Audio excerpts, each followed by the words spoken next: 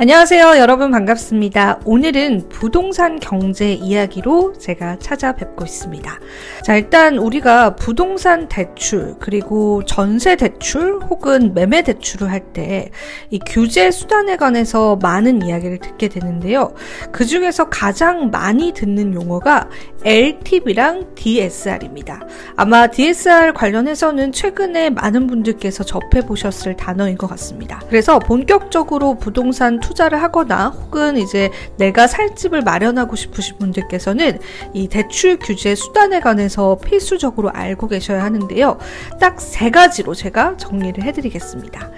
일단 첫 번째로 정리해드릴 규제 같은 경우에는 LTV입니다.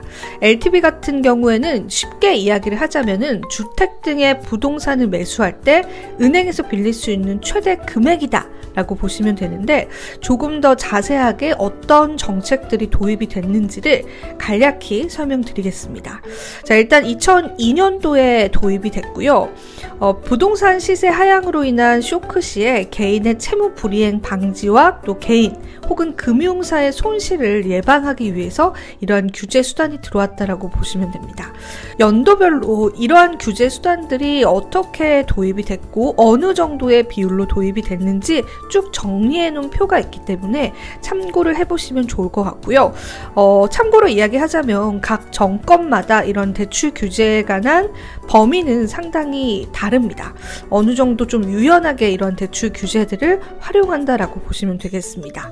한 가지 예로 2019년에서 2020년도에는요 9억 원 이하는 40%, 또 9억 원 초과 시에는 20%의 한도 대출 규제가 강화됐었고요. 초고가 주택 15억 원 이상은 대출 금지하는 등 LTV의 비율을 강화했습니다. 그리고 조정 대상 지역에서도 역시나 이런 한도가 투입될 수 있다라는 부분들도 여러분들이 기억하시면 될 것 같습니다. 그리고 두 번째로 소개해드릴 규제 수단은 DTI인데요. DTI는 총 부채 상환 비율이다라고 이해하시면 됩니다. 주택담보대출을 받을 경우에 채무자의 소득으로 대출 상환 능력을 점검하는 제도다라고 보면 되고요. 2005년도에 도입됐다고 여러분들이 이해하시면 되겠습니다. 일단 비슷합니다. 앞에 보여드린 LTV와 좀 비슷하다라고 보시면 되는데, 한 가지 예로 2018년도에서 2020년도 에는 투기 과열 지구의 DTI를 40% 강화시켰다라는 이런 규제 강화의 예가 있고요. 그리고 각 연도별로 DTI에 관한 범위 역시도 계속해서 변화됐다라는 게 보이실 겁니다. 그러니까 이제 돈을 갚을 능력이 어느 정도 있냐가 기준이 된다라고 보시면 되겠죠. 자, 그리고 마지막으로 알려드릴 규제 수단은요, 지금도 많이 쓰이고 있는 DSR인데요. 이 DSR 같은 경우에는 총 부채 원리금 상환 비율입니다. 조금 쉽게 이야기하자면 앞서 알려드린 그러한 대출 규제와 마찬가지로 돈을 갚을 수 있는 능력에 따라서 대출을 해준다라고 보시면 됩니다. 자, 그래서 이 DSR 같은 경우에는 이제 DTI보다 조금 더 강화된 개념이에요. 그래서 DSR 이전에 DTI가 있었고 거기서 조금 더 강화된 게 DSR이다라고 이해하시면 됩니다. 연간 총소득 대비해서 전체 금융부채의 원리금 상환액 비율인데, 그러니까 내가 다른 곳에 빚이 있게 되면은 그 빚까지도 포함이 돼서 대출 한도가 나오게 된다라고 보시면 되죠. 2017년도 비교적 굉장히 최근에 도입이 됐고요. 가계부채 총량 규제 방안으로 DSR 단계적 도입이 발표가 됩니다.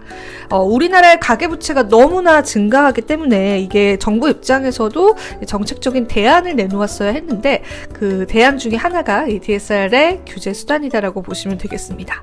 2022년도의 예를 한번 볼게요. 전 규제 지역의 6억 초과 주택 그리고 신용대출 금액의 1억 원 초과 시 DSR이 적용이 됐고요. 총 대출액 1억 원 초과 시 또 DSR이 적용됐다라고 보시면 되겠습니다. 그러면은 어떤 부채들을 좀 포함을 하느냐도 좀 중요하겠죠. 주택담보대출 당연히 포함이 되고요. 신용대출, 거기다가 자동차 할부에다가 학자금 대출, 카드론까지도 포함이 됩니다. 여기에서 비포함되는 거는 전세자금대출, 예적금 담보대출과 보험계약대출은 포함되지 않기 때문에 해당하는 부채들을 이제 모두 다 포함시켜서 우리가 빌릴 수 있는 한도가 나오게 된다라고 이해하시면 되겠습니다. 자, 그래서 사실은 지금 현 정부에서는 DSR의 규제를 조금 완화하는 정책들을 펼치고 있는데요. 그와 관련해서는 또 시간이 난다면 자세하게 좀 다뤄보도록 하겠고요. 총 정리를 해보자면 여러분들이 이제 주택 관련한 대출을 받을 때는 LTV랑 그리고 DTI에서 강화된 DSR을 기억을 하시면서 어떤 한도를 내가 받을 수 있는지를 잘 체크하셔서 굉장히 이제 합리적인 대출을 하시면 되겠습니다. 그래서 오늘 또 부동산 경제 이야기는 여기서 한번 맞춰보도록 하겠고요. 제가 또 추가되는 내용들이 있기 때문에 그 내용들은 후에 업로드 계속 이어가도록 하겠습니다. 자, 오늘도 시청해주셔서 감사하고요. 저는 다음번에 더 좋은 소식들로 찾아뵙도록 할게요. 여러분 안녕!